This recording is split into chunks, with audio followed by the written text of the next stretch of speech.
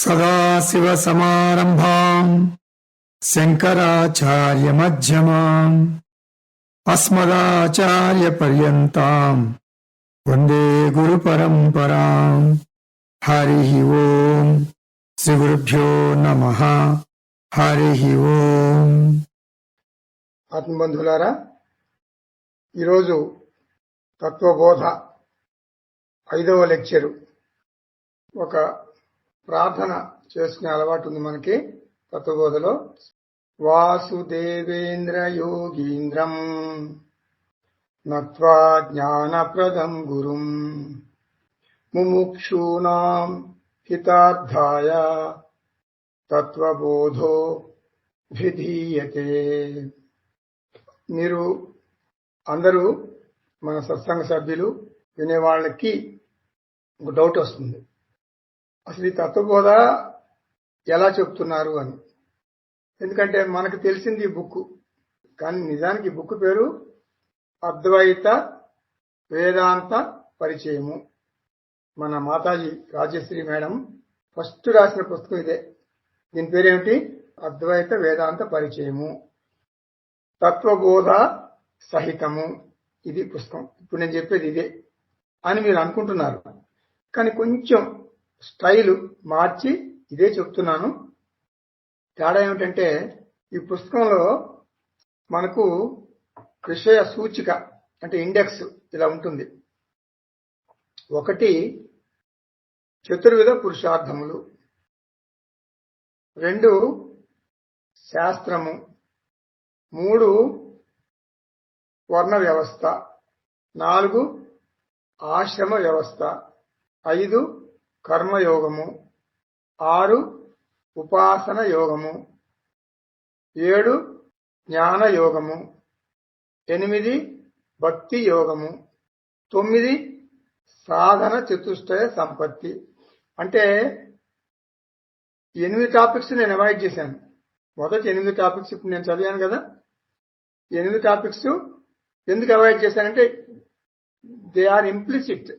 అంటే తత్వబోధ మొదలు పెట్టడానికి ముందు ఆ టాపిక్స్ అన్ని కూడా మనకి వచ్చి ఉంటాయి అని ఆధర్ ఉద్దేశ్యం. ఆధర్ అంటే శంకరాచార్య, ఆయన ఉద్దేశ్యం. సో కాబట్టి 8 టాపిక్స్ కూడా మనం ఇగ్నోర్ చేసి 9వ టాపిక్ సాధన చతుష్టయ సంపత్తిలోకి ఒకసారి దూకేశాం మనం. కానీ ఈ పుస్తకంలో 8 టాపిక్స్ కూడా ఇచ్చారు. సో సాధన చతుష్టయ సంపత్తి నుంచి మనం ప్రారంభించుకుంటున్నాం. కాకపోతే మొదట్లో కొంచెం మోక్షము వలన లాభం లేమి, అజిజ్ఞాస నివృత్తి అని చెప్పుకున్నాం కదా. ఇప్పుడు సాధన చతుష్టయ సంపత్తి చెప్పుకుంటున్నాం. ఇంట్రొడక్షన్ టు వేదాంత అంటే తత్వబోధ ప్లస్ నేను చెప్పిన 8 టాపిక్స్. తత్వబోధ రచించిన శంకరాచార్య డైరెక్ట్ గా సబ్జెక్ట్ లోకి వచ్చేస్తున్నాడు. ఏమిటి? తత్వబోధ అనగా ఆత్మ జ్ఞానము. ఆత్మజ్ఞానం వలన మోక్షం వస్తుంది. అంటే మోక్షం కావాలంటే ఆత్మజ్ఞానం పొందాలి. ఆత్మజ్ఞానం పొందాలంటే కొన్ని అర్హతలు కావాలి. అర్హత అంటే సాధన చతుష్టయం. చతుష్టయం అంటే 4 అర్హతలు అన్నమాట. వివేక, డిస్క్రిమినేషన్, లేకపోతే నిత్య అనిత్య వివేకము, విరాగ వైరాగ్యము, డిస్పాషన్ విషయ భోగముల లోలత్వం నుండి విడుదల, అంటే చెడ్డ అలవాట్లకు బానిస కాకుండా బయటపడటం. 3వది ఏంటంటే షట్క సంపత్తి, 6 విధముల క్రమశిక్షణ. 4వది ముముక్షుత్వము అంటే డిజైర్.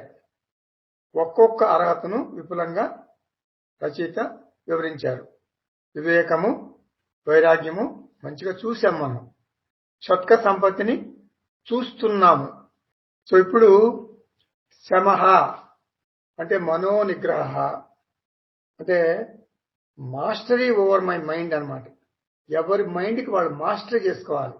అంటే మానసిక శాంతిని, మనశ్శాంతిని పొందాలి. అంటే మనశ్శాంతి లేని జీవితం చాలా భారంగా గడుస్తుంది. ఏ పనైనా సరే మనం సవ్యంగా చేయలేం. ఇంకా ఆధ్యాత్మిక జీవితం గురించి చెప్పేదేముంది, అసాధ్యం. కాబట్టి mental control, mind control is very very important అన్నమాట. తర్వాత దమహ అంటే ఇంద్రియ నిగ్రహం, కంట్రోల్ ఓవర్ మై ఆర్గాన్స్ అంటే సెన్స్ ఆర్గాన్స్ అంటే చెవి, చర్మము, కన్ను, నాలుక, ముక్కు, వీటి మీద మనకి కంట్రోల్ ఉండాలి. అంటే వాటికి నేను బానిస అవ్వకూడదు. నేను చెప్పినట్టు అవి వినాలి, అవి చెప్పినట్టు నేను వినకూడదు. 3 ఉపరమహ. ఉపరమహ మనం ఏమనుకుంటున్నామంటే ఇక్కడ ఈ కాంటెస్ట్ లో స్వధర్మ అనుష్ఠానము. మనం ఈ స్వధర్మ అనుష్ఠానం విషయంలో 5 రకాల కర్మలు చేస్తాం. అంటే శాస్త్రం మనకి 5 రకాల కర్మలు చెప్పింది. 1 నిత్య కర్మ, 2 నైమిత్తిక కర్మ, 3 కామ్య కర్మ, 4 ప్రాయశ్చిత్త కర్మ, 5 నిషిద్ధ కర్మ. నిత్య కర్మ అంటే ఏమిటంటే మనం నిత్యం చేసే కర్మలు, అంటే వాష్రూమ్కి వెళ్ళటం అవన్నీ కాదు. మనం కాలకృత్యాలు తెచ్చుకోవటం అవన్నీ కర్మలు ఉంటాయి, భోజనం చేయటం అవన్నీ ఉంటాయి. నిత్య కర్మ అంటే ఏంటంటే మనం ఇప్పుడు సంధ్యావందనం చేస్తారు కొంతమంది, అది నిత్య కర్మ. సంధ్యావందనం చేసేటటువంటి అవసరం ఎవరికి ఉంటుంది? బ్రాహ్మణులకు ఉంటుంది, వైశ్యులకు ఉంటుంది, క్షత్రియులకు ఉంటుంది, శూద్రులకి చేయరు. అది నిత్య కర్మ కింద రాదు. చేస్తే చేయొచ్చు, తప్పులేదు. నిత్య కర్మ అంటే ఏంటంటే ముఖ్యంగా అందరూ చేసే కర్మలు నిత్య పూజ, అందరూ పూజ చేసుకోవాలి కదా, అది నిత్య కర్మ. పంచమహాయజ్ఞాలు అది నిత్య కర్మ, కంపల్సరిగా చేయాలి. పంచమహాయజ్ఞాలు అంటే ఏమిటండి? దైవయజ్ఞము, ఋషి యజ్ఞము, పితృయజ్ఞము, మనుష్య యజ్ఞము, భూత యజ్ఞము. ఇవి పంచమహాయజ్ఞాలు. అవి కంపల్సరీగా మనిషి అయితే తప్పనిసరిగా చేయాలి. సో ఇవన్నీ మనం నిత్య కర్మలు అంటారు. ముఖ్యంగా నిత్య పూజ, డైలీ పూజ, దేవుడికి పూజ, ఈ పంచమహాయజ్ఞాలు. తర్వాత నైమిత్తిక కర్మ అంటే ఒక నిమిత్తంగా చేస్తాం, ఒక పర్పస్ కోసం. శ్రాద్ధం చేస్తాం, శ్రాద్ధం పెడతాం కదా, తల్లికి శ్రాద్ధం, తండ్రికి శ్రాద్ధం అంటే చనిపోతే. సో అటువంటి శ్రాద్ధ కర్మలు వగైరా వగైరా వగైరా నైమిత్తిక కర్మలు అవుతాయి. సో నిత్య నైమిత్తిక కర్మల మాత్రం మనకి కంపల్సరిగా చేయాలి. ఇది స్వధర్మ అనుష్ఠానం అంటే ఇది. కామ్య కర్మ అంటే ఒక ఫలితాన్ని ఆశించి చేసే కర్మలు. కొబ్బరికాయలు కొట్టడం, కోరికలు తీర్చుకోవటం. 100 కొబ్బరికాయలు కొడతా, నాకు ఈ పని అవ్వాలా. 1000 కొబ్బరికాయలు కొడతా, ఈ పని అవ్వాలా. ఈ ముడుపు కడతా, నా ఒంటి మీద బంగారం ఇచ్చేస్తా, నాకు ఈ పని అవ్వాలా. ఇవన్నీ కామ్య కర్మలు, ఒక పర్పస్ ని ఆశించి చేసేటటువంటి కర్మలు. అవి తగ్గించుకోవాలి. ప్రాయశ్చిత్త కర్మలు, పరిహార కర్మలు అంటారు. రాహువు నాకు చాలా ఇబ్బంది కలిగిస్తుంది, శని నాకు చాలా ఇబ్బంది కలిగిస్తున్నాడు, మరి కేతువు, ఇవన్నీ కూడా నాకు సరిగ్గా లేవు, నా ప్లానెట్స్ అన్ని కూడా నాకు ఇదిగా ఉన్నాయి, ఇబ్బందిగా ఉన్నాయి అని నేను ప్రాయశ్చిత్త కర్మలు చేయిస్తాను. So this is all non sense అనమాట. ఈ ప్రాయశ్చిత్త కర్మలు చేసే వాళ్ళంతా కూడా ఒక అస్తవ్యస్త ధోరణి. ఇంకా వాళ్ళకి ఏం పని లేదు, ఎప్పుడు గుడికెళ్ళి అక్కడ శనికి ఒక నూనె కొంటారు, అది కొంటారు, ఇది కొంటారు, చేస్తూ ఉంటారు. సో నో, దానివల్ల ఏం ఉపయోగం లేదు. ఎన్ని చేస్తారు మీరు? కొండలు కొండలు కొండలు ప్రారంభ కర్మ మనకి ఎంత ఉంది? ఆ ప్రారంభ కర్మను మనం అనుభవించాలి, కానీ ప్రాయశ్చిత్తం చేసుకుంటూ పోతే ఎన్నని చేస్తారు, ఎంత చేస్తారు? సో ఇది ఒక మనకి రెగ్యులర్ డ్యూటీ అనమాట, ప్రాయశ్చిత్త కర్మలు చేయటం. మన పిల్లలకు చేయిస్తాం, మన పిల్లలు ఎక్కడ అమెరికాలో ఉంటారు, వాళ్ళకి ప్రాయశ్చిత్త కర్మ మనం చేస్తాం. ఇది ఒక అస్తవ్యస్త ధోరణి. ప్రాయశ్చిత్త కర్మలు కూడా అవాయిడ్ చేయటం మంచిది. మనం ప్రాయశ్చిత్త కర్మలు చేస్తూ పోతే మనకి ఇంకా మన రిలీజియన్కి టైం ఎక్కడ ఉంటుంది, కర్మకాండకి టైం ఎక్కడ ఉంటుంది, జ్ఞానకాండకి టైం ఎక్కడ ఉంటుంది? తర్వాత నిషిద్ధ కర్మ. నిషిద్ధ కర్మ అంటే శాస్త్రం నిషిద్ధం చేసింది, నిషేధం చేసింది, చెయ్యొద్దు. We are suppose to know. Alcohol drink చేస్తావా? చేయకూడదు. సిగరెట్ కాలుస్తావా? కాల్చకూడదు. చాడీలు చెప్తావా ఒకళ్ళ మీద? చెప్పకూడదు. ఒకళ్ళని చూసి ఈర్ష్య అసూయ పొందుతావా? పొందకూడదు. ఇవన్నీ తెలియంటూ ఉండదు. ఇప్పుడు దుర్యోధనుడికి తెలియని ఏమన్నా ఉందా? దుర్యోధనుడికి అంతా తెలుసు, కానీ మంచి చేయడు. ధర్మరాజు ఎప్పుడు మంచి చేస్తాడు. దుర్యోధనుడు, ధర్మరాజుకి ఎంత ధర్మశాస్త్రం తెలుసో దుర్యోధనుడికి అంతే ధర్మశాస్త్రం తెలుసు, కానీ ఎప్పుడు అధర్మమే చేస్తాడు, నిషిద్ధ కర్మలే చేస్తాడు దుర్యోధనుడు. రావణాసురుడు ఎప్పుడు నిషిద్ధ కర్మలే చేస్తాడు. రావణాసురుడు మించిన పండితుడు లేడు. ఇక్కడ మనం వాటిని క్లుప్తంగా చూద్దాం. నిత్య కర్మ, నైమిత్తిక కర్మ, కామ్యకర్మ, ప్రాయశ్చిత్త కర్మ, విశుద్ధ కర్మ. ఇప్పుడు చెప్పాను కదా, మొదటి 2 నిత్య కర్మ, నైమిత్తిక కర్మ అవి రిలీజియస్ అన్నమాట, మతపరమైనవి, కర్మకాండకు సంబంధించినవి. శాస్త్రములో వేద పూర్వ భాగంలో కర్మకాండలో ఈ నిత్య నైమిత్తిక కర్మలు మనకి చెప్పారు. అవి ఆధ్యాత్మిక ఎదుగుదలకు మాత్రం చెప్పబడినవి. ఆధ్యాత్మిక ఎదుగుదలకు మాత్రమే చెప్పారు వాటిని, లౌకిక సంపదల కోసం కాదు. అంటే మెటీరియల్ గ్రోత్, ధన సంపాదన ఉంటుంది చేస్తే. పడవంత కారు, డంకంత ఇల్లు, నౌకర్లు, భోగాలు, వీటి గురించి చెప్పలేదు. ఎందుకు చెప్పారు? ఇచ్చిన మిచ్చి కర్మలు ఆంతరిక ఎదుగుదల కోసం చెప్పారు. అది ముఖ్యం. Spiritual growth is important, material growth secondary. చాలా మంది ఏమనుకుంటారంటే, మాకు ఎక్కడండి టైము, మేము మరి మీరంటే ఏదో ముసలివాళ్ళు 70-80 ఏళ్ళు వచ్చినాయి, కృష్ణారామ అంట క్లాసులు చెప్పుకుంటూ కూర్చుంటారు, వినేవాళ్ళు వింటారు. మరి మేము యంగ్ కదా, మేము 30-40, మరి మేము సంపాదించినది ఎప్పుడండి? ఈ క్లాసులకు వస్తే మాకు ఎట్లా అండి అంటారు చాలా మంది. వాళ్ళు మూర్ఖులు. ఏంటంటే, ఎందుకు అంటున్నానంటే మూర్ఖులని, వాళ్ళకి తెలియదు ఒక విషయం. ఏం తెలియదు? ఇన్ఫినిట్ లో ఫైనైట్ ఉంటుందా? ఉంటుంది. ఫైనైట్ లో ఇన్ఫినిట్ ఉంటుందా? ఉండదు. అంటే పరిమితంలో అపరిమితం ఉంటుందా? ఉండదు. అపరిమితంలో పరిమితం ఉంటుంది. పూర్ణత్వంలో అపూర్ణత్వం ఉంటుంది. అపూర్ణత్వంలో పూర్ణత్వం ఉండదు. అలాగే స్పిరిచువల్ గ్రోత్ లో మెటీరియల్ గ్రోత్ కూడా ఉంటుంది. It is implied, understood. Ramana Maharshi ఆకలితో చనిపోయాడా? రమణ మహర్షి ఒక గోచి పెట్టుకుని అక్కడ తిరువన్నామలో కూర్చుంటే ఆయనకి ఆకలి తెచ్చింది ఎవరు? అన్నం పెట్టింది ఎవరు? Material growth. ఆటోమేటిక్ గా ఆయన స్పిరిచువల్ గ్రోత్ ఉంది ఆయనకి. మరి మెటీరియల్ గ్రోత్ అంటే అన్నమే కదా, అన్నపానీయాలే కదా. మరి అవి ఆటోమేటిక్ పుష్కలంగా దొరికినాయి కదా ఆయనకి. సో స్పిరిచువల్ గ్రోత్ ఎక్కడ ఉంటే అక్కడ మెటీరియల్ గ్రోత్ కూడా ఉంటుంది. శారీరక దృఢత్వానికి మనం కొన్ని ఎక్సర్సైజులు చేస్తాం, యోగా చేస్తాం, జిమ్కి వెళ్తాం. మానసిక ఆరోగ్యానికి, ఆధ్యాత్మిక ఎదుగుదలకు మనం ఏం చేస్తున్నాము?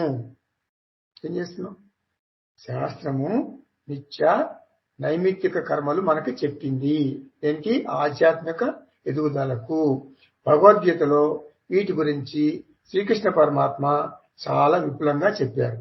వీటి గురించి నిత్య నైమిత్తిక కర్మలు, ఇవి ఆధ్యాత్మిక ఎదుగుదలకు ఉపయోగపడే కర్మలు. కామ్య కర్మలు ఇప్పుడు చెప్పుకున్నాం కదా, అవి భౌతిక ఎదుగుదలకు ఉపయోగిస్తారు. భౌతిక ఎదుగుదల అంటే ఏంటి? మనకి శ్రేయస్ కాదు ప్రేయస్ అన్నమాట. పేరు, మరి కీర్తి ప్రతిష్టలు, ధన సంపాదన, మనకు పద్మశ్రీ ఇస్తారు, పద్మభూషణ్ ఇస్తారు. ఇట్లా వీటికి బిరుదులు పొందడానికి పనికొస్తాయి. అంటే భౌతికంగా ప్రయోజనం కలిగిస్తాయి.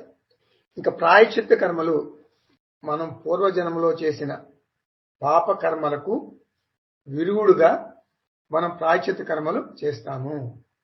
అంటే పాప ప్రారంధము, పుణ్య ప్రారంధము. పుణ్య ప్రారంధం అంటే మనం అంతా లైఫ్ సుఖం, అంతా సుఖాలే, వడ్డించిన ఇస్తుంది. పాప ప్రారంధము అన్ని కష్టాలే. పాప ప్రారంధం అంటే కష్టాలు, పుణ్య ప్రారంధం అంటే సుఖాలు. సో పాప ప్రారంధమును మనకు తగలకుండా తటస్థీకరించుటకు ఇవి సహకరిస్తాయి. ఎవరు? ప్రాయశ్చిత్త కర్మలు, పరిహార కర్మలు. పాస్ట్ అంటే భూతకాలంలో నేను చేసిన పాప కర్మలు నన్ను బాధించకుండా తటస్థంగా ఉండిపోతాయి. మందు వేసుకుంటే రోగం తగ్గినట్టు. మనకు జబ్బు ఉంది, ఏం చేస్తాం? మెడిసిన్ వేసుకుంటాం. ఎందుకు? స్పిరిచువల్ గ్రోత్ కా, మెటీరియల్ గ్రోత్ కా? నో. మెడిసిన్ ఎందుకు తీసుకుంటున్నావు? జబ్బు తగ్గించుకోవటానికి. సో ప్రాయశ్చిత్త కర్మ ఎందుకు చేస్తున్నావు? ఆ పాపం తొలగించుకోవటానికి. నేనేదో తిన్నాను, అరగలేదు, నాకు ఇండైజెషన్, అజీర్ణ వ్యాధితో బాధపడుతున్నాను, నేనేం చేస్తాను? డాక్టర్ వద్దకు వెళ్ళి ఒక మెడిసిన్ తీసుకుని వ్యాధిని నిర్మూలించుకుంటాను. నేను మెడిసిన్ తీసుకున్నది చెప్పాను కదా, ఆధ్యాత్మిక ఎదుగుదల గురించి కాదు, భౌతిక ఎదుగుదల గురించి అంతకంటే కాదు, వ్యాధి నిర్మూలనకు మాత్రమే. కాబట్టి పాపకర్మలకు ప్రాయశ్చిత్తము అంటే ప్రాయశ్చిత్త కర్మలను ఏమంటారు? పరిహార కర్మలు లేక రెమిడియల్ మెజర్స్, ఇంగ్లీష్ లో రెమిడియల్ మెజర్స్ అంటారు. ఇది మనం అంత ఎంటర్టైన్ చేయకూడదు. నిషిద్ధ కర్మలు, ఇవి నాకు చాలా లాభం చేకూరుస్తాయి.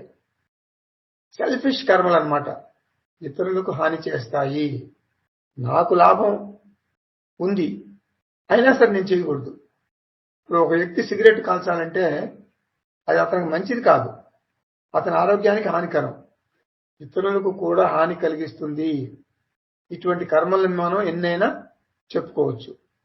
శాస్త్రం ఈ కర్మల్ని నిషేధించింది, బ్యాన్ చేసింది.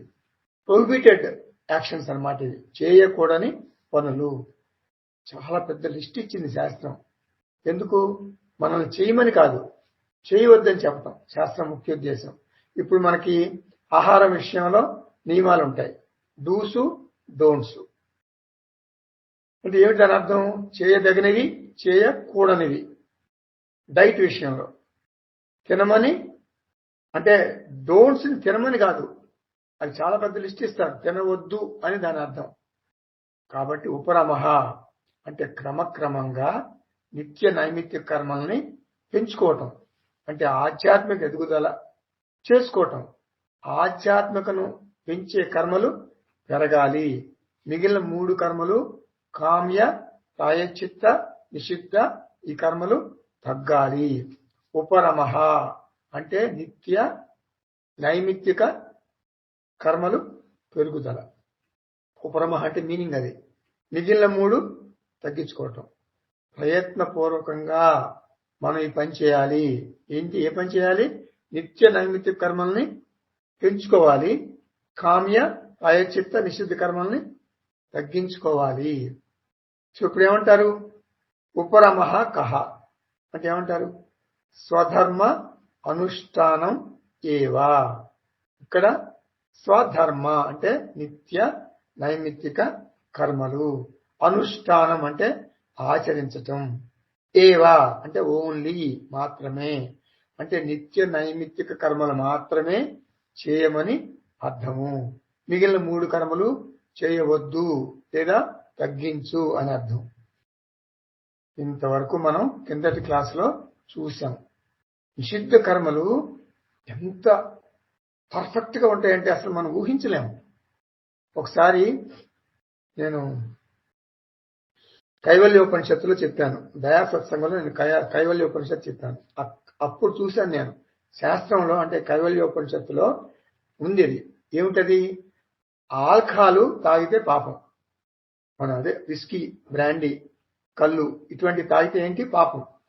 అది ఓకే, అంతవరకు మనకు తెలుసు పాపమే. కానీ అది వాసన చూస్తే కూడా పాపం, ఆ శాస్త్రంలో చెప్పారు. అటువంటి డ్రింక్స్ మనం వాసన చూస్తే కూడా పాపం అంట. చూడండి మన ఎంత శాస్త్రం ఎంత మనకి విపులంగా చెప్పిందో. భగవద్గీతలో 4వ అధ్యాయంలో మన మాతాజీ రాసిన పుస్తకంలో కూడా ఉంది ఇది. నేను చెప్పబోయే మాట అదేమిటంటే ఎంత ఇంట్రెస్టింగ్ గా ఉంటుందో చూడండి. అంటే మనం ఏంటో లూజ్, వీఆర్ వెరీ లూజ్, ఏదో చేసేస్తాం, లూజ్ గా పాపాలు చేసేస్తాం, లూజ్ గా. తర్వాత బాధలు తర్వాత పడతాం. మనకు తెలియదు కదా బాధలు, ఎంత బాధలు పడాలో తెలియదు కదా, కాన్సిక్వెన్సెస్ తెలియవు, ఎంత సీరియస్ కాన్సిక్వెన్సెస్ ఉంటాయో మనకు తెలియదు. లూజ్ గా చేసేస్తాం, లూజ్ గా అబద్ధాలు ఆడేస్తాం, లూజ్ గా తాగేస్తారు అందరూ, లూజ్ గా పేకాడేస్తారు, లూజ్ గా సిగరెట్లు కలిచేస్తారు. భర్త భార్యకు విడాకులు ఇచ్చేస్తే, భర్త భార్యకు అంటే సుమారుగా విడాకులు అంటే సాధారణంగా ముసలి వాళ్ళు ఇచ్చుకోరు, 35-40 years వాళ్ళు ఇచ్చుకుంటారు, వాళ్ళకే కోపాలు తాపాలు ఎక్కువ ఉంటాయి. సో అటువంటి యూత్ లో ఉన్నటువంటి భర్త భార్యకు విడాకులు ఇస్తే పాపం. పాపం ఏంటో తెలుసా? పాప ఫలితం ఏంటో తెలుసా? పాప ఫలం ఏమిటంటే వాడు, అంటే విడాకులు ఇచ్చిన వాడు మళ్ళీ మనిషి జన్మ ఎత్తాడు, మళ్ళీ ఎత్తాడు, అలా 7 సార్లు మనిషి జన్మ ఎత్తాడు. మనకు మామూలుగా అయితే నెక్స్ట్ టైం మనిషి జన్మ వస్తుందని మనకు నమ్మకం లేదు, కానీ వాడికి ఉంది. వాడు 7 సార్లు మనిషి జన్మ ఎత్తాడు. ఎవడు? విడాకులు ఇచ్చిన వాడు. ఇచ్చి ఏం చేస్తాడు? ఇచ్చి నెక్స్ట్ 7 జన్మల్లో ఏమవుతాడు? వాడు ఆడపుడక పుడతాడు, స్త్రీగా పుడతాడు. స్త్రీగా పుట్టి వీడి భార్యని ఎలా టార్చర్ పెట్టాడో అట్లా 7 జన్మలను టార్చర్ పెట్టించుకుంటాడు. నిషిద్ధ కర్మ. విడాకులు ఇవ్వటం నిషిద్ధ కర్మ. సో అలా విడాకులు ఇచ్చినందుకు 7 జన్మలు వాడు ఇచ్చినవాడు ఆ స్త్రీ పుట్టక పుట్టి ఆ భర్త పెట్టే టార్చర్స్ అనుభవిస్తాడు. ఉపరమ చెప్పిన తర్వాత శమ, డమ, ఉపరమ. 4వది తితిక్ష. తితిక్ష కా శీతోష్ణ సుఖ దుఃఖాది సహిష్ణుత్వం తితిక్ష. ఇది 4వ అర్హత. ఇది కూడా అఫ్ కోర్స్ ఉపరంలో ఒక భాగం. తితిక్ష అంటే మెంటల్ టఫ్నెస్, మనోదృఢత్వం. నేను చాలా సెన్సిటివ్ అండి, అది చాలా గొప్ప అనుకుంటారు. వాళ్ళు పొగుడుకుంటున్నాం అనుకుంటారు. వాళ్ళు చాలా సెన్సిటివ్ అండి, మా హస్బెండ్ చాలా సెన్సిటివ్ అండి, నేను చాలా సెన్సిటివ్ అండి, ఎవరిని ఏమైనా మాట అంటే పడమండి అంటారు. అది మంచి పద్ధతి కాదు. మెంటల్ టఫ్నెస్ ఉండాలి. ఇస్త్రాకు మనం పడేస్తాం కదా, ఎంగిలి ఇస్త్రాకు, అది గాలేస్తే అటు వెళ్ళిపోతుంది, ఇటు గాలేస్తే ఇటు వెళ్ళిపోతుంది. మనం ఎంగిలి ఇస్త్రాక మనం ఎక్కడికి బయటకు వెళ్ళినాం, వాడు ఒక మాట అంటాడు, అప్సెట్, వెరీ మచ్ అప్సెట్. ఇటు వెళ్ళాం ఈ బజార్కి, వాడు ఒక మాట అంటాడు, ఐఎమ్ అప్సెట్. ఎక్కడికోసం ఇటుకి వెళ్ళకుండా మానుకోం కదా, ఎవరో ఒకళ్ళు ఏదో ఒక మాట అనుకుంటూ ఉంటారు కదా. Upset, I'm very upset, always I'm upset, 24/7 upset. So this is non sense. Mental toughness. మామూలుగా ఆధ్యాత్మిక జీవితంలో కాకుండా ఆర్డినరీ పీపుల్ కూడా ఈ తితిక్ష కావాలి. ఆధ్యాత్మిక ప్రగతి కోసమే కాదు, సగటు మనిషికి, సాధారణ మనిషికి కూడా కావాలి. సాధారణంగా మనుషులందరూ జీవితంలో సుఖాలతో పాటు దుఃఖాలు కూడా అనుభవిస్తారు. ఇష్టం ఉన్నా ఇష్టం లేకపోయినా కష్టాలు ఎదుర్కోక తప్పదు. ఎవ్వరి జీవితము కూడా పూలపాన్పు కాదు, వడ్డించని విస్తరి కాదు. దుఃఖాలు, కష్టాలు తప్పనిసరిగా ఎదుర్కోవాల్సి వస్తుంది. అందుకే ఆత్మబంధువులారా, పురాణాల్లో రాముడు ఎన్ని కష్టాలు ఎదుర్కొన్నాడు. శ్రీకృష్ణుడు జైల్లో జన్మించాడు, కృష్ణునికి పుట్టింది మొదలు కష్టాలే. మన ధర్మరాజు ధర్మానికి ప్రతిరూపం, అయినా అడవిలో కష్టాలు పడ్డాడు. నలుడు, నల దమయంతి స్టోరీ తెలుసు కదా మీకు, నలుడు ఇంకా చెప్పక్కర్లేదు ఎన్ని కష్టాలు పడ్డాడు. ఇలా మనకి ఎన్నో కథలు ఉన్నాయి. జీవితం అంటే సుఖాలు దుఃఖాలు రెండిటి మిశ్రమం అని అర్థం చేసుకోవాలి. కష్టాలు శారీరకం కావచ్చు, మానసికం కావచ్చు. శారీరక కష్టాలని వ్యాధి అంటారు. మానసిక దుఃఖాలను ఆది అంటారు. వ్యాధి ఆది. సో మెంటల్ కష్టాలని ఆది, ఈ కాయిక కష్టాలని వ్యాధి. ఆది వ్యాధి సహితం జన్మ. దుఃఖం అంటే మనస్సు భారంగా మారుతుంది. అశాంతస్య మనోభార. భారమైన మనసుతో మనిషి జీవనాన్ని కొనసాగించలేడు, నిర్మాణాత్మకమైన కార్యాచరణ చేయలేడు. ఆధ్యాత్మిక జీవితానికి అది పనికిరాదు.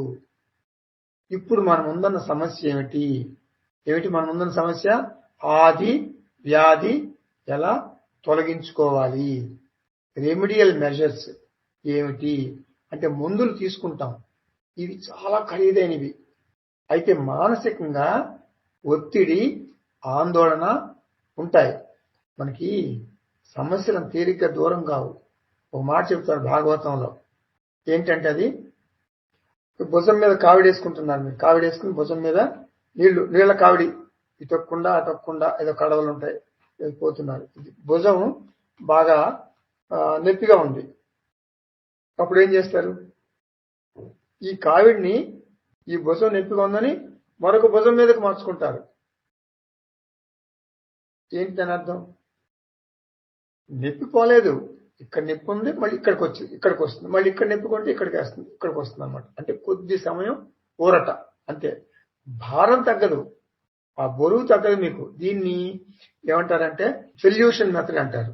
అంటే పరిష్కారం, అంటే తాత్కాలిక పరిష్కారం ఉన్నట్టు కనపడుతుంది కానీ పరిష్కారం ఉండదు. రీప్లేసింగ్ ది ప్రాబ్లం అనమాట. ఇక్కడ ప్రాబ్లం ఇక్కడ రీప్లేస్ చేస్తాం, మళ్ళీ ఇక్కడ రీప్లేస్ చేస్తాం. సో తాత్కాలిక పరిష్కారం ఇది ఒక మెథడ్. ఏంటి? వ్యాధి ఆది తొలగించుకునే పద్ధతులు చెప్తున్నాను నేను ఇప్పుడు. రెండో పద్ధతి ఏంటంటే ఇంకా ఒక టపాకాయలాగా పేలిపోవటం, అగ్నిపర్వతం పేలినట్టు పేలిపోవటం. ఒక రకంగా ఇంపల్సివ్ రియాక్షన్ అనుకోండి, స్పాంటేనియస్ గా రియాక్ట్ అవుతాం కదా, యానిమల్స్ రియాక్ట్ అవుతాయి అట్లా సాధారణంగా.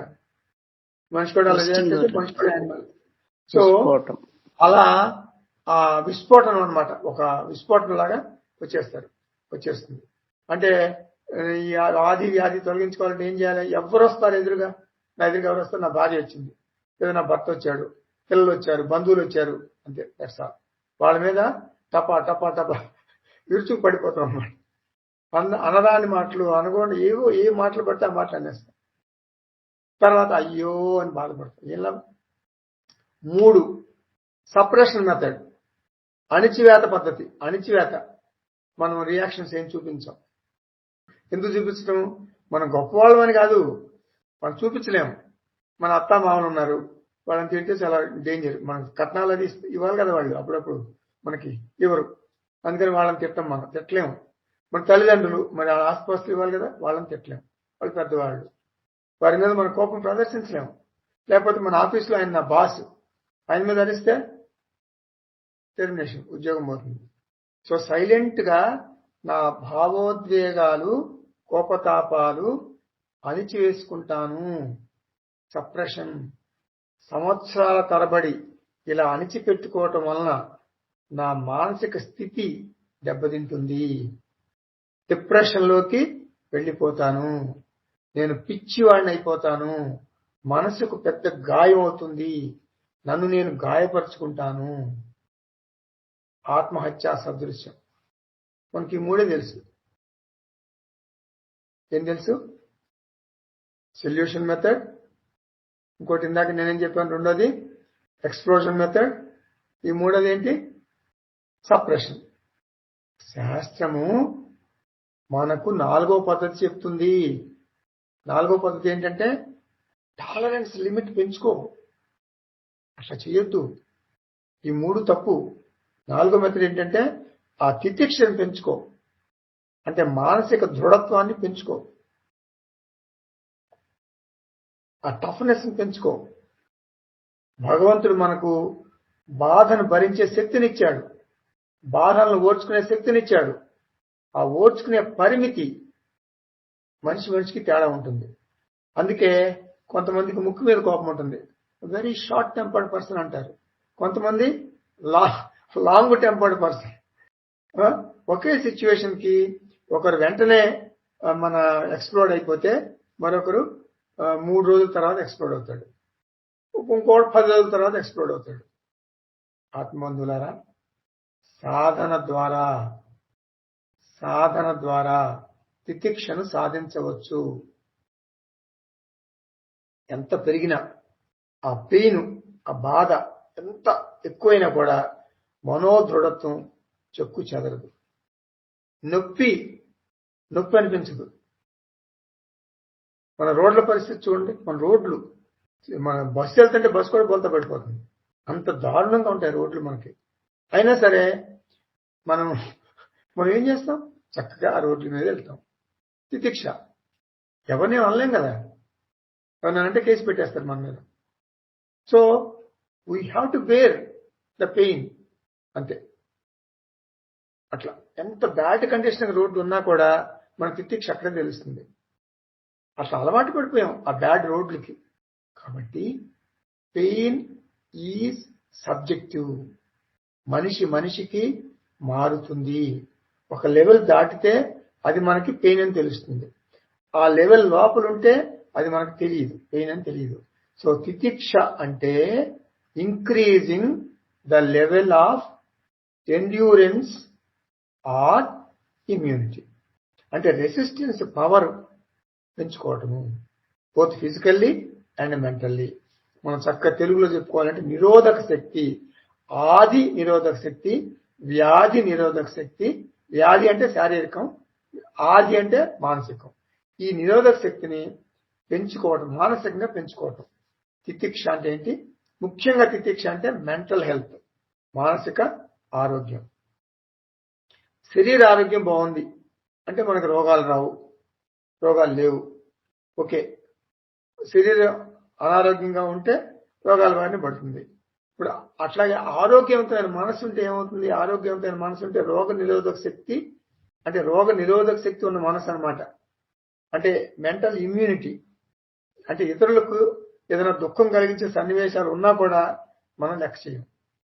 మనకు దుఃఖం కలిగించే చాలా మంది ఏంటంటే వాళ్ళకి దుఃఖం కాదు, ఇతరులకు దుఃఖం కలిగిస్తే, దుఃఖం వస్తే వీళ్ళు బాధపడిపోతారు.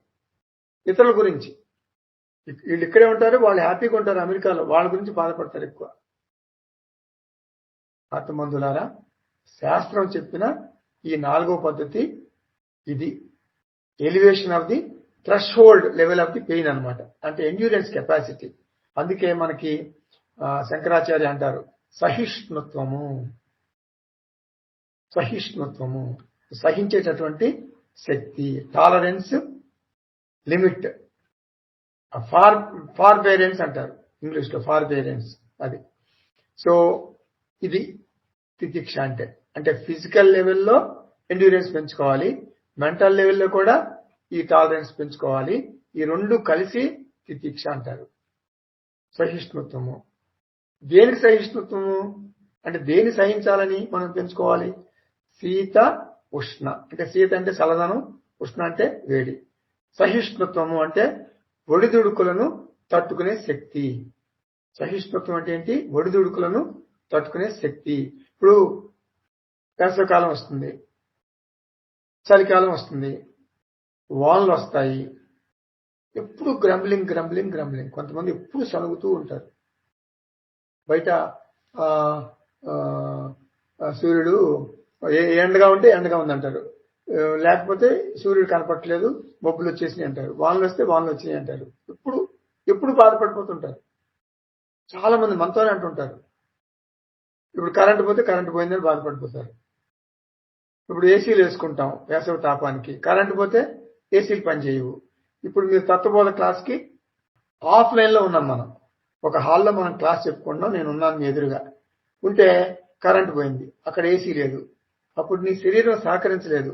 ఇప్పుడు ఏసీ లేదని గోల పెడుతుంది ఎవరు? శరీరం. నీవు తత్వబోధ క్లాస్ని వినలేవు. అంటే ఫిజికల్ టఫ్నెస్ నీకు లేదు, ఊహించలేదు.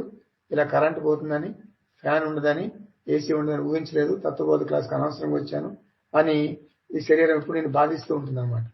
ఈ శరీరానికి శీతోష్ణములను తట్టుకునే శక్తిని మనము ప్రయత్నపూర్వకంగా అలవాటు చెయ్యాలి.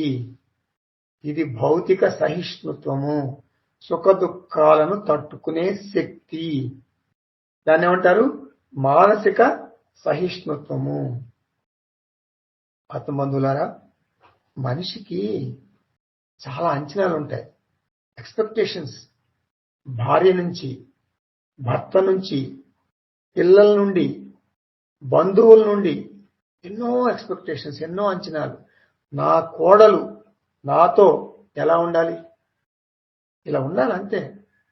నా కొడుకు ఎలా ఉండాలి? ఒక ఎక్స్పెక్టేషన్, అంచనాలు. నా భార్య ఎలా ఉండాలి? నా భర్త ఎలా ఉండాలి? నా తల్లిదండ్రులు నాతో ఎలా ఉండాలి? నా అత్తమామలు ఎలా ఉండాలి? ఇవన్నీ అంచనాలు. ఆత్మబంధువులారా, అప్పుడప్పుడు మన అంచనాలు తలకింతలు అయిపోతాయి. నా మనుమలు ఎలా ఉండాలి? మనం అనుకున్నట్టు అన్ని జరగవు కదా. ఇంకోటి, ఆటో రిక్షా డ్రైవరు ఎలా ఉండాలి? నా కారు డ్రైవర్ నాతో ఎంత మర్యాదగా మాట్లాడాలి? ఇలా జరగదు. ఇవన్నీ మనకి ఎక్స్పెక్టేషన్స్ ప్రకారం జరగవు జరగవు జరగవు. ఇది దుఃఖ కారణం. నువ్వు ఏదో మాట్లాడతావు, వాళ్ళతో సరి చేయాలని చూస్తావు, కరెక్ట్ చేయాలని చూస్తావు, వాళ్ళు ఎటో దిక్కులు చూస్తుంటారు. నీ మనస్సు సున్నితం అయితే, సెన్సిటివ్ గా ఉంటే నువ్వు ఎంతో మానసిక వ్యధకు గురవుతావు. సున్నితత్వం పోవాలి, సహిష్ణుత్వం రావాలి. లేకపోతే జీవితము ఎంతో దయనీయంగా తయారవుతుంది. నీ బాధలను పంచుకోవటానికి ఎవరు సిద్ధంగా ఉండరు. ఇప్పుడు మీ భర్త ఆఫీస్ నుంచి అలసిపోయి వస్తాడు, తనతో మాట్లాడాలి అనుకుంటుంది భార్య. మార్నింగ్ టు ఈవినింగ్ ఆవిడ అంత పాపం ఒక్కటే ఉంటుంది కదా ఇంట్లో, వచ్చి మాట్లాడాలనుకుంటుంది. కానీ ఎవ్వరూ ఏ భర్త కూడా మాట్లాడదు. ఇంటికి వచ్చి టీవీ పెట్టుకుంటాడు, భార్య ఇచ్చిన టీ తాగుతాడు రాక్షసుడిలాగా. కానీ ఆమె వైపు కన్నెత్తి కూడా చూడడు. ఇది చాలా మంది భార్యలు ఫిర్యాదు చేస్తుంటారు. లేదా న్యూస్ పేపర్ చూస్తూ కాలక్షేపం చేస్తాడు, భార్యతో మాట్లాడు. సుఖ దుఃఖ ఆది అంటే లైక్ దాట్. ఇటువంటి పరిస్థితుల్ని తట్టుకునే మానసిక సంసిద్ధతను అలవర్చుకోవాలి. ఓర్పు పెంచుకోవాలి. ఈ ఓర్పును తితిక్ష అంటారు. తితిక్ష అంటే టాలరెన్స్ లిమిట్. ఈ టాలరెన్స్ లిమిట్ పెంచుకున్న పిదప నీ పిల్లలు నీ మాట వినకపోయినా నీకు బాధ అనిపించదు. ఇప్పుడు పిల్లలు మందలిస్తాం, 2 రీజన్స్. నాకు వారి ఆగడాలు భరించే శక్తి లేదు, అందుకు మందలిస్తాం. వారి మంచి కోసం వారిని మందలిస్తాం. కాబట్టి ఒక మనిషి తితిక్ష, మగవాళ్ళు కానీ ఆడవాళ్ళు కానీ ఎవరైనా సరే పిల్లల మంచి కోసమే చెప్తారు, వినకపోతే బాధపడరు, అంటే తితిక్ష ఉన్నవాళ్ళు. సో శీతోష్ణ సుఖ దుఃఖాది సహిష్ణుత్వం తితిక్ష. తితిక్ష అంటే ఏమిటి? ఒక మాటలో చెప్పాలంటే డెఫినేషన్, శీతోష్ణ సుఖ దుఃఖాది సహిష్ణుత్వము, దీన్ని తితిక్ష అంటారు. ఇది 4వ అర్హత. శమ దమ ఉపరమ తితిక్ష అయిపోయినాయి. 6 ఫోల్డ్ కదా, మనకి 4 అయిపోయినాయి. 5వది శ్రద్ధకే దృశి అంటే గురు, అంటే శ్రద్ధకే దృశే అంటే ఏంటంటే శ్రద్ధ అనగా ఏమి? గురు వేదాంత వాక్యాదిషు విశ్వాస శ్రద్ధ అంటే గురువు మీద శాస్త్రం మీద శ్రద్ధ అంటే నమ్మకం పెట్టుకోవటం. గురువు అంటే బ్లైండ్ నమ్మకం కాదు, పాజిటివ్ గా నమ్మకం పెట్టుకోవటం. నా గురువు నాకు శాస్త్రమే చెప్తాడు, మంచే చెప్తాడు, శాస్త్రంలో అన్ని మంచి నాకు పనికొచ్చే విషయాలే ఉంటాయి, శాస్త్రం అంటే నా జీవన విధానము అని ఒక పాజిటివ్ దృక్పథం అన్నమాట. ఓపెన్ మైండ్, దాన్ని శ్రద్ధ అంటారు. ఫెయిత్ అనుకోండి ఒక రకంగా, బ్లైండ్ ఫెయిత్ మాత్రం కాదు. సో గురువు మీద శాస్త్రం మీద ఒక నమ్మకం అన్నమాట, అది శ్రద్ధ. గురు వేదాంత వాక్యేషు.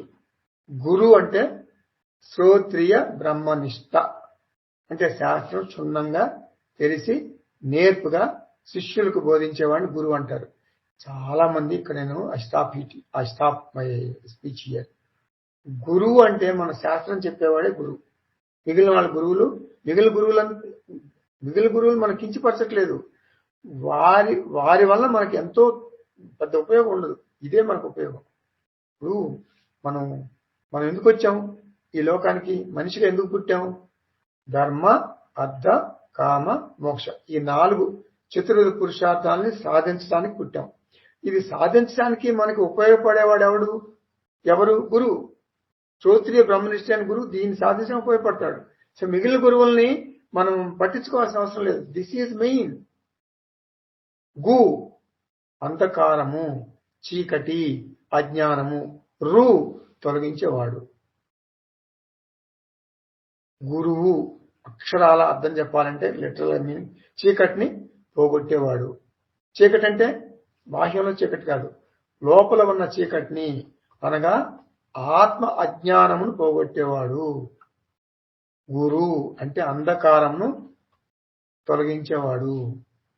వేదాంత ప్రకారం అజ్ఞానం వల్లనే అంటే ఆత్మ అజ్ఞానం వల్లనే మనిషికి సంసార సమస్యలు వస్తున్నాయి.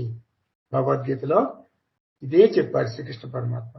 గతాసూన్ అగతాసూంచ న అనుశోచంతి పండితాః అంటే భావోద్వేగ సమస్యలు అంటే ఎమోషనల్ ప్రాబ్లమ్స్ ఇవన్నీ కూడా ఆత్మ అజ్ఞానం వల్లనే మనకు వస్తున్నాయి. ఈ భావోద్వేగ సమస్యల్ని, ఎమోషనల్ ప్రాబ్లమ్స్ ని సంసార అంటారు. సంసార అనే రోగము, అంటే ఆ ఇగ్నోరెన్స్, ఆ బ్యాక్టీరియా ఆత్మ అజ్ఞానం వల్లనే వస్తుంది. ఈ సంసార అనే రోగాన్ని నిర్మూలించాలంటే భవరోగ అంటే సంసారం, ఈ భవరోగ తగ్గాలంటే ఏం చేయాలి? మనం డాక్టర్ని సంప్రదించాలి. అప్పుడు అజ్ఞానం అనే బ్యాక్టీరియా నశిస్తుంది. యాంటీబయాటిక్స్ అనే ముందు వేసుకోవాలి. ఇక్కడ యాంటీబయాటిక్స్ అంటే ఏమిటి? ఆత్మజ్ఞానము అనే టాబ్లెట్ ఇస్తాడు గురువు, భవరోగ తగ్గిపోతుంది. ఇది ఒక చికిత్స. నువ్వు చికిత్స తీసుకుంటుంటే ముఖ్యంగా ఏం చేయాలి? నీకు డాక్టర్ మీద విశ్వాసం ఉండాలి. నువ్వు మెడిసిన్ తీసుకుంటే డాక్టర్ దగ్గర నుంచి డాక్టర్ మీద విశ్వాసం ఉండాలి. డాక్టర్ ఇచ్చే మందుల మీద కూడా విశ్వాసం ఉండాలి. విశ్వాసం లేకపోతే మందులు పనిచేయవు. ఒక డాక్టర్ గారు క్లినిక్ బంద్ చేసి వెళ్ళిపోతున్నారు ఇంటికి. ఒక పేషెంట్ వచ్చాడు. ఆ పేషెంట్, డాక్టర్ గారు నేను సహించలేకపోతున్నాను, కడుపులో నొప్పి చాలా ఎక్కువగా ఉంది, మీరు నాకు ముందు ఇవ్వాలి. డాక్టర్ గారు ఏమంటే, నేను ఒకసారి నా క్లినిక్ మూసేసానంటే ఇంకా తెరవనాయా, రేపు మార్నింగ్ 10కి తెరుస్తాను, ఇప్పుడు అయిపోయింది, ఇంకా ఐఎమ్ గోయింగ్ హోమ్, ఇంకా నీకు మెడిసిన్ ఇచ్చే సమస్య లేదంటాడు. ఏమైనా సరే ఇవ్వాలి, నేను మీరు లేకపోతే నేను చనిపోతాను, అంత స్టమక్ ఏక్ అంత ఇదిగా ఉంది, చాలా ఎక్కువగా ఉంది, ఇవ్వాలంటే అప్పుడు డాక్టర్ గారు ఏం చేస్తారంటే, సరే అయితే ఓకే, రేపు 10కి వచ్చి మెడిసిన్ తీసుకో, ఇప్పుడు అంతవరకు బెల్డ్ ఇస్తాను, ఆ బెల్డ్ని చప్పరించు, మింగొద్దు, ఇది తగ్గిపోతుంది అంటాడు. సర్లేండి ఇవ్వండి అంటే అతను బెల్డ్ ఇస్తాడు డాక్టర్ గారు. ఆయన ఇంటికి ఆయన వెళ్ళిపోతాడు, ఈయన ఇంటికి ఈయన వెళ్ళిపోతాడు. మింగొద్దు అన్నాడు కదా, ఎంత చప్పరించినా ఇంటికి వెళ్ళిపోతాడు. కడుపు నొప్పి తగ్గిపోయింది. ఇంటికి వెళ్ళిపోయిన తర్వాత ఏంటి ఎంత ఇంకా అసలు కరగట్లేదు, అది ఎంత చప్పరించినా కరగట్లేదు. సరే తీసి చేతిలోకి ఊసుకుని చూసుకుంటాడు, ఏంటి ఆ బిళ్ళని. ఆ డాక్టర్ గారి కోటు గుండి, ఆ డాక్టర్ గారికి కోటు వేసుకున్నాడు, ఆ కోటుకు ఒక గుండి ఉంది, ఆ బటన్ ఇచ్చాడు, ఈయన చప్పరించేసాడు, కడుపు నొప్పి తగ్గిపోయింది. బటన్ కోటు గుండి చప్పరిస్తే కడుపు నొప్పి తగ్గుతుందా? తగ్గింది. This is psychological. డాక్టర్ మీద విశ్వాసము తగ్గింది. డాక్టర్ మీద పూర్తి విశ్వాసం ఉంటే డమ్మీ మెడిసిన్ కూడా జబ్బును తగ్గిస్తుంది. చాలా మంది డాక్టర్లు చాలా మంది పేషెంట్స్ కి, ముఖ్యంగా పల్లెటూళ్లలో water injection, distil water injection ఇచ్చేస్తారు. వాళ్ళే అడుగుతారు, నాకు సూది మందు ఇవ్వండి, నాకు తగ్గిపోతుంది అంటారు. సూది మందు అంటే వాళ్ళని కించపరచట్లా, వాళ్ళ నమ్మకం అంతే. వాళ్ళు సూది మందు ఇస్తే ఏదో డిస్టిల్ వాటర్ ఏదో సంథింగ్ ఇస్తారు, ఇట్స్ నాట్ మెడిసిన్, ఇంజక్షన్ ఇచ్చేస్తారు. అమ్మా డాక్టర్ గారు చాలా బాగా చేశారండి, తగ్గిపోయింది అంటారు. ఆ సిస్టమ్, మోడర్న్ మెడికల్ సిస్టమ్ కూడా దీన్ని సమర్థిస్తుంది. అది లేకపోతే కోటు బటను కడుపు నొప్పి తగ్గిపోతుందా? సో ప్యూర్ వాటర్ ఇంజక్షన్ ఇస్తే తగ్గిపోతుందా? Faith plays a very very important role in any therapy. మన ఆధ్యాత్మిక సాధన కూడా ఒక రకమైన చికిత్స. ఎందుకు? సంసార రోగము, భవరోగము నిర్మూలనకు ఔషధం తీసుకుంటాము. డాక్టర్ మీద, సిస్టమ్ మీద నమ్మకం ఉండాలి. హోమియోపతి, ఎల్లోపతి, న్యాచురోపతి, ఇలా రకరకాల పతీలు ఉన్నాయి. ఆయుర్వేదం. విచిత్రం ఏంటంటే ఒక సిస్టమ్ చెప్పింది మరొక సిస్టమ్ ఖండిస్తుంది. ఇప్పుడు అల్లోపతి మందులు ఆపేయండి, పనిచేయు అని హోమియోపతి డాక్టర్ చెప్తారు. మళ్ళీ హోమియో డాక్టర్ అంటాడు. ఇప్పుడు ఒకే హోమియోపతి సిస్టంలో మరి ఇద్దరు డాక్టర్లు, ఒకే హోమియోపతి, ఇద్దరు, ఈ హోమియోపతి డాక్టర్, ఈ హోమియోపతి డాక్టర్, ఇద్దరు కాంపిటేటర్స్. ఒకళ్ళు చెప్పినట్టు ఇంకోళ్ళు చెప్పరు. ఒక పేషెంట్ ఒక డాక్టర్ దగ్గరికి వెళ్ళాడు. ఇప్పటి వరకు వేరే డాక్టర్ దగ్గర చికిత్స తీసుకుంటున్నానండి అని చెప్పాడు. రెండో డాక్టర్ దగ్గరికి వెళ్ళి ఆ డాక్టరు ఏ ఫూలిష్ అడ్వైస్ చెప్పాడు?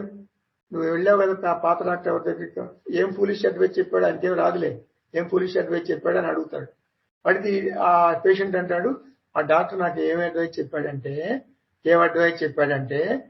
మీ వద్దకు వెళ్ళమన్నా ట్రీట్మెంట్కి అంటాడు. ఆ డాక్టరు మీ వద్దకు వెళ్ళమని ట్రీట్మెంట్కి తీసుకోమని నాకు అడ్వైస్ చెప్పాడండి అంటాడు. అట్లా ఉంటాయి కాంప్లికేషన్స్. క్యాన్సర్ వస్తుంది, ఒక డాక్టర్ కెమోథెరపీ అంటాడు, ఇంకో డాక్టర్ సర్జరీ అంటాడు, ఇంకో డాక్టర్ రేడియేషన్ అంటారు. ఆయుర్వేద డాక్టర్ అయితే ఏం తీసుకోవద్దు, నేను నీకు ఒక గుళిక ఇస్తాను, రేపటికి నీ జబ్బు తగ్గిపోతుంది అంటాడు. ఒక మాట అంటారు ఆయుర్వేద దీని గురించి, యస్య కస్య తరోర్మూలం, యస్య కస్య తరోర్మూలం ఏనకేన ప్రపేషయేత్ యస్మై కస్మై ప్రదాతవ్యః యద్వా తద్వా భవిష్యతి. ఇది ఆయుర్వేదం వాళ్ళ మీద శాస్త్రం చెప్పినటువంటి ఒక చిన్న చిట్కా. ఏంటంటే, ఏదో చెట్టు వేరు తీసుకో, ఏదో పేస్ట్ తయారు చేయి, ఆ పేస్ట్ లో ఏదో పాలు, తేనో, వెన్నో ఏదో ఒకటి కలుపు, ఒక మందు తయారు చేయి, రోగి ఎవరు వస్తే వాడికి ఇచ్చేయి. ఏం జరుగుతుంది? ఏదో ఒకటి జరుగుతుంది, వాడి కర్మ. ఆయుర్వేద డాక్టర్లకి చాలా కోపం వస్తుంది ఈ శ్లోకం చదివితే. తీవ్రమైన వ్యాధులు వస్తే రోగి మనస్సు గందరగోళ పరిస్థితులకి లోనవుతుంది. అంటే మానసిక ఒత్తిడి, ఆందోళనతో సగం చచ్చి బతుకుతాడు. కాబట్టి డాక్టర్ మీద విశ్వాసంతో మందు తీసుకోవాలి. ఇక్కడ మీకు ఒక శ్లోకం గుర్తొస్తుంది, నాకు తెలుసు. ఏం గుర్తొస్తుంది మీకు? వైద్యరాజా నమస్తుభ్యం యమరాజా సహోదర. వైద్యుడికి నమస్కారం, నువ్వెవరివి? యముడికి తమ్ముడివి, సోదరుడివి. యమస్తు హరతే ప్రాణ, యముడు ప్రాణాలను హరిస్తాడు. క్లియర్, ఇక అంతకంటే ఏం చేయడు పాపం యముడు. యమస్తు హరతే ప్రాణ, వైద్య ప్రాణ ధనానిచ. వైద్యుడు గ్రేట్ అన్నమాట, యముడు కంటే గ్రేట్. ఏమిటది? ప్రాణాలు తీసుకుంటాడు, ధనాన్ని కూడా తీసుకుంటాడు. శారీరక రుగ్మతలకు ఇంత తతంగం ఉంటే మరి స్పిరిచువల్ డిసీజులకి ఆత్మ అజ్ఞాన విషయంలో ఎంత అయోమయం ఉంటుంది చూడండి. ఇప్పుడు ఇంత నేను చెప్పిందంట, శారీరక రుగ్మతలకు ఇంత తతంగం ఉంటే మనకి ఆధ్యాత్మిక రుగ్మతలకి ఎంత, అంటే ఆత్మ అజ్ఞాన విషయంలో మనకి ఎంత అయోమయం ఉండాలి. కాబట్టి ఆత్మబంధువులారా, సంసారికి గురువును ఎలా ఎంచుకోవాలో ఒక పట్టాన అర్థం కాదు. గురువు షాపింగ్ చేయమంటారు. అందుకే ఫేక్ గురువు, అసలు గురువు ఎట్లా తెలుస్తుంది మనకి? రాసి ఉంటుందా? ఫేక్ గురువు అని రాసి ఉంటుందా? తెలియదు కదా. ఫేక్ నోట్, అసలు నోటు అంటే పైసల్లో, మన ధనంలో 500 రూపాయల కాగితాలు ఉంటాయి. ఫేక్ నోట్ ఇంకా తల తల తల తల మెరుస్తుంది. అసలు మామూలు కాగితం ఒరిజినల్ 500 అట్లా మెరవదు, ఫేక్ నోట్ మెరుస్తుంది. కాబట్టి గురువు వేదాంత బోధిస్తాడు. ఇక్కడ కూడా ఎన్నో అయోమయాలు. విశిష్టాద్వైతం ఒకటి చెబుతుంది, ద్వైతం ఒకటి చెబుతుంది, అద్వైతం ఒకటి చెబుతుంది. ఏది ఎన్నుకోవాలి నువ్వు? నీకు తెలియదు. శ్రద్ధ లేనిదే నీకు ఏ వేదాంతం పని చేయదు. శ్రద్ధకి దృశి అన్నాడు రచయిత. అంటే విశ్వాస, గురు వేదాంత వాక్యేషు విశ్వాస. గురు అంటే ఇక్కడ డాక్టర్ అన్నమాట, శిష్యులంటే రోగులు, బాధితులు. సో వేదాంత అంటే అదొక మెడిసిన్, సిస్టమ్ ఆఫ్ మెడిసిన్, చికిత్స తీసుకునే పద్ధతి. ఎల్లోపతి లాగా ఇక్కడ మనం ఏమంటామంటే వేదాంతోపతి అంటే గురువు మీద, శాస్త్రం మీద విశ్వాసం ఉండాలి. అనుమానం ఉంటే, ఈ పాత శిష్యులు ఉంటారు కదా, శిష్యులు అడిగి తెలుసుకోవాలి. అవునండి, ఆ గురువు నేను ఫాలో అయ్యాను, బాగా ప్రయోజనం పొందాను, మీరు కూడా వెళ్ళొచ్చండి అని పాత శిష్యులు సలహా తీసుకోవాలి. గురు వేదాంత వాక్యేషు విశ్వాస, ఇది చాలా ముఖ్యమైన అంశము. గురువులు, చాలా మంది గురువులు తెలియదు. ఒకళ్ళు ఎవరో నన్ను అడిగారు, ఏమండి మీ తత్వబోధ నాకు వినాలనిపించట్లేదండి, ఎందుకంటే నాకు మా గురువులు వదిలిపెట్టాలంటారా? ఈ తత్వబోధ వినాలంటే మనం మా గురువులు వదిలిపెట్టాలి కదా అంటారు. ఎవరు చెప్పారు గురువుని వదిలిపెట్టమని? ఇక్కడ నీకు చతుర్వేద పురుషార్థాలను సాధించేటటువంటి అవకాశం వచ్చింది, ఇది వినియోగించుకో. పాత గురువు, ఇన్స్పిరేషన్ గురువులు ఉంటారు. స్వామి వివేకానంద లాగా arise awake stop not till the goal is reached అని ఏదేదో ఇన్స్పైరింగ్ గురువులు ఉంటారు. వాళ్ళ తర్వాత మళ్ళీ కనపడరు మనకి. 1 గంట ఉపన్యాసం చెప్తారు, మళ్ళీ 10 ఏళ్ల తర్వాత వస్తారు. ఏ సత్సాయి నిర్వాహంలోనే ఎక్కడో ఒక చిన్న ఉపన్యాసం చెప్తారు. దే ఆర్ ఆల్ ఇన్స్పైరింగ్ గురువుస్. తర్వాత మనకు ఒక దాన్ని ఏమంటారు, మంత్రదీక్ష ఇస్తారు. ఒక ½ గంట జాబ్. మనం ఏదో పూలు పళ్ళు పట్టుకెళ్తాం, ఇంత గురుదక్షిణ ఇస్తాం, వాళ్ళు చక్కగా కూర్చోబెట్టి ఓ మంత్రం ఉపదేశిస్తారు. ఓం నమః శివాయ, ఓం నమో భగవతే వాసుదేవాయ, ఓం నమో నారాయణాయ, ఒక మంత్రం ఇస్తారు అంతే. మళ్ళీ ఆ గురువు మనకు కనపడ్డు. చేసుకో బాబు, మంత్రం చేసుకో బాబు అంటాడు. సో ఇది it's like MSc classes, BSc classes, MBBS classes, classroom teaching ఇది. This is important.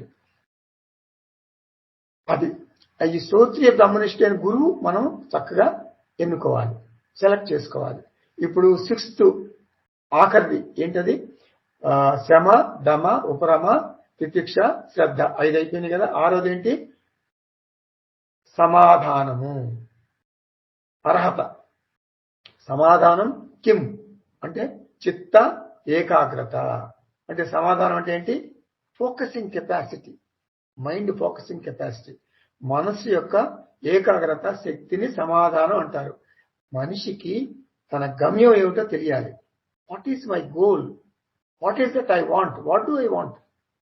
99% మనుషులకి వారి గమ్యం వారికి తెలియదు. అసలు క్లారిటీ ఉండదు, స్పష్టత ఉండదు, నసుగుతారు, సణుగుతారు. 75 years వస్తాయి, గమ్యం లేదు. లూజ్గా బతికేస్తారు, లూజ్గా. వారికి ఏం కావాలో వారికే తెలియదు. వారి తల్లిదండ్రులు ఏం చేశారు, వీళ్ళు అదే చేస్తున్నారు. ఎల్కేజీ, తర్వాత యూకేజీ, తర్వాత ప్రైమరీ స్కూల్, తర్వాత మిడిల్ స్కూల్, హై స్కూల్. ఎందుకు? మా పిల్లలు పేరెంట్స్ చదివిస్తున్నారు, లేకపోతే చదువుతున్నారు, ఐ డోంట్ నో. చదువు అయిపోయింది, ఉద్యోగం వచ్చింది, అందరిలాగా పెళ్లి చేసుకున్నాను, అందరిలాగా పిల్లల్ని కన్నాను, పిల్లల్ని చదివించి మళ్ళీ వారి ఉద్యోగాలు, వారి పెళ్లిళ్ళు. ఇది ఒక మెకానికల్ లైఫ్, యాంత్రికమైన జీవితం. పెద్దలు చేశారు, నేను చేస్తున్నా. Purpose of life I don't know. What is your goal? నాకు తెలియదు. దశ, దిశ, నిర్దేశం తెలియదు. గోల్ ఫిక్స్ చేసుకోవాలి. Short term goal, long term goal fix చేసుకుని, అంటే తాత్కాలిక లక్ష్యం లేక స్వల్పకాలిక లక్ష్యం, దీర్ఘకాలిక లక్ష్యం పెట్టుకోవాలి. స్పష్టత ఉండాలి. ప్రయారిటీ ఆఫ్ లైఫ్, ప్రాధాన్యత. దేనికి ఎంత ప్రాధాన్యత ఇవ్వాలి? గమ్యానికి తగినట్లుగా మన సమయం కేటాయించాలి. ఈ సిల్లీ థింగ్స్, చిల్లర విషయాల నుండి ఆత్మజ్ఞానం వైపు తిరగాలి. పూర్తి కన్విక్షన్తో ఈ పని జరగాలి. ఒక నమ్మకంతో, ఒక విశ్వాసంతో మన జీవితాన్ని మనమే మలుపు తిప్పుకోవాలి. మన జీవితాన్ని వేరే వాళ్ళు మలుపు తిప్పరు, మనమే తిప్పుకోవాలి. జీవితం అంటే ధన సంపాదన, తిండి తినటం, బట్ట కట్టుకోవటం, ఇంద్రియ సుఖాలు పొందటం ఇంతే కాదు. ఉద్యోగం, పెళ్లి, పిల్లలు, ఇదే నా జీవితం. ఇదే గోల్ అయితే, ఇదే గమ్యం అయితే, ఇదే డెస్టినేషన్ అయితే జంతువులు మనకన్నా బెటర్. జంతువులు మనకన్నా బెటర్. మనకంటే సమర్థవంతంగా జంతువులు జీవిస్తున్నాయి. మనం జంతువుల కన్నా హీనంగా జీవిస్తున్నాం. ఇది నిజం. నా ప్రయారిటీ, నాకు క్లారిటీ ఉండాలి, నాకు క్లియర్గా తెలియాలి. ఒకసారి తాత్కాలిక, దీర్ఘకాలిక ఈ గమ్యాలని ఫిక్స్ చేసుకోగలిగితే ఇక అదే పనిగా జీవితాన్ని మలుపు తిప్పుకోవచ్చు. ఎంత ఫూలిష్ పని చేస్తామో మనకు తెలియదు. ఒక బస్ స్టాప్ లో ఎటు వెళ్ళాలి? నువ్వు సికింద్రాబాద్ స్టేషన్కి వెళ్ళాలి. ఇదిగో బస్ స్టాప్. ఈ బస్సు దగ్గర, ఈ స్టాప్ దగ్గర నుంచో బస్సు వస్తుంది, సికింద్రాబాద్ స్టేషన్కి వెళ్తుంది. అంటే రోడ్డుకి 2 పక్కల 2 బస్ స్టాప్లు ఉంటాయి. నువ్వు ఒక పక్క ఉన్న బస్ స్టాప్ ఎక్కితేనే సికింద్రాబాద్ స్టేషన్కి వెళ్తావు. రెండో పక్కన బస్ స్టాప్కి ఎక్కావు పొరపాటున, నీ క్లారిటీ లేదు. రోడ్డుకి రెండో పక్కన ఉన్న బస్ స్టాప్లో ఎక్కితే ఏం చేస్తావు? సికింద్రాబాద్ స్టేషన్కి వెళ్ళవు, కొండాపూర్ వెళ్తావు. అంటే నీ గోల్కి నువ్వు you are going away from your goal. ఏ బస్ స్టాప్లో నిలబడ్డాను? స్పష్టత ఉండాలి కదా. నా గమ్యం ఏమిటి? స్పష్టత ఉండాలి కదా. సో గమ్యం మీద ఏకాగ్రత అన్ని వేళలా ఉండాలి. ఇదే చిత్త ఏకాగ్రత. చిల్లర విషయాల మీద నుండి చిత్తాన్ని గురువు మీదకి, శాస్త్రం మీదకి, వేదాంతం మీదకి, శ్రవణ మనన నిధిధ్యాసల మీదకి మళ్లించాలి. కాబట్టి సమాధానం అంటే ఏంటి? Focusing capacity. ఇప్పుడు నేను వచ్చాను, ఇక్కడ కూర్చున్నాను, లెక్చర్ తత్వబోధిస్తున్నాను. 6 నుంచి 7 దాకా ఇస్తున్నాను, గంట. నేను ఏ ఆటంకాలు లేకుండా ఆ గంట మీకు లెక్చర్ ఇవ్వగలిగితే ఇట్స్ వండర్ఫుల్ ఫోకసింగ్ కెపాసిటీ, ఏకాగ్రత. ఏకాగ్రత ఈ వేదాంతానికే కాదు, లౌకిక గమ్యాలకు కూడా మనకు కావాలి. ఇప్పుడు క్రికెట్, ఒక బ్యాట్స్మెన్ క్రికెట్ ఆడుతున్నాడు, ఫాస్ట్ బౌలర్ ఒక రకంగా కొడతాడు, స్పిన్ బౌలర్ ఇంకొక రకంగా కొడతాడు. ఒక చిన్న పొరపాటు చేసేదనుకోండి, ఒక సెకండ్ పొరపాటు చేసేదనుకోండి, స్టంప్ ఎగిరిపోతుంది, అంటే అవుట్ అయిపోతాడు. చాలా అలర్ట్ గా ఉంటాడు అతను. స్పిన్ బౌలర్కి ఒక రకంగా ఆడతాడు, ఫాస్ట్ బౌలర్కి ఒక రకంగా ఆడతాడు. మనం ప్రయారిటీస్ అలా ఫిక్స్ చేసుకోవాలి, లేకపోతే మన మానవ జీవితం వ్యర్థమైపోతుంది. వేదాంతానికి కూడా కావాలి, ఏం కావాలి? చిత్త ఏకాగ్రత కావాలి. Any success requires concentration. ఆత్మబంధులారా, ఇంతటితో మనకి ఈ 6 అంశాల అంతర్గత క్రమశిక్షణ, 6 ఫోల్డ్ ఇన్నర్ డిసిప్లిన్ పూర్తయింది. 6 ఫోల్డ్ ఇన్నర్ డిసిప్లిన్ ఏమిటది? శమము, దమము, ఉపరమము, తితిక్ష, శ్రద్ధ, సమాధానము. ఇప్పుడు మనకు 4 ఫోల్డ్ ఏమిటది? సాధన చతుష్టయం, వివేకము, వైరాగ్యము, సమాధి శక్తి సంపత్తి. తర్వాత ఈ 3 అర్హతలు వివరంగా చూసాం మనం. ఇప్పుడు సమాధి అన్ని చూసిన తర్వాత ఇంకా మనకి ఏం మిగిలింది? తర్వాత అసలు మనం ఏం చూడాలి? ముముక్షత్వం చూడాలి. సో వివేకము, వైరాగ్యము, సమాధి శక్తి సంపత్తి, ఈ 3 మనం పూర్తి చేసుకున్నాం. ఇక ముముక్షత్వం ఒక్కటే మనం తర్వాత క్లాస్ లో మనం చూద్దాం. ఓం పూర్ణమదః పూర్ణమిదం పూర్ణాత్ పూర్ణముదచ్యతే పూర్ణస్య పూర్ణమాదాయ పూర్ణమేవావశిష్యతే. ఓం శాంతి శాంతి శాంతి. హరి ఓం. శ్రీ గురుభ్యో నమః. హరి ఓం.